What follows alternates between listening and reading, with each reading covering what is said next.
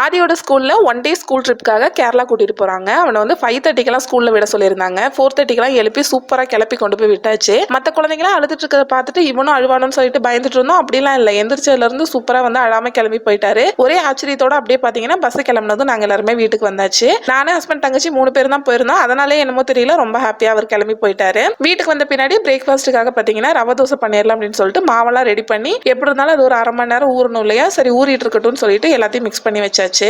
நான் ஸ்கூல் படிக்கும்போது ஒரே ஒரு தடவை பிளாக் தண்டர் வந்து வந்திருக்கேன். அது ஒன்று மட்டும் தான் பார்த்தீங்கன்னா ஸ்கூல் ட்ரிப்புன்னு வெளியே வந்தது. என் தங்கச்சியெல்லாம் அது கூட போனது இல்லை, பக்கத்துலேயே வந்து ஃப்ரெண்ட்ஸ் கூட போகிறது மட்டும்தான். நீங்கள் வந்துட்டு உங்களோட ஸ்கூல் சீசனில் வந்து எந்த மாதிரியான ட்ரிப் போயிருக்கீங்கன்னு மறக்காம கமெண்ட்ல சொல்லுங்கள். நாம் போகாதனால என்னவோ பையனுக்கு எல்லாமே கிடைக்கணும்னு நினைக்கிறோம். எல்லா பேரண்ட்ஸும் அப்படி தான் நினைப்பீங்க. மற்றபடி பார்த்தீங்கன்னா எல்லாமே கிடைக்கணும், அவங்க என்ஜாய் பண்ணணும். பட் வந்து அதுக்கான காசு எப்படி வருதுங்கிறத நம்ம கண்டிப்பாக வந்து அவங்களுக்கு சொல்லி புரிய வைக்கணும். ஸோ இதை பற்றி உங்களோட கருத்துக்களையும் அப்படியே கமெண்ட்ஸில் சொல்லிடுங்க.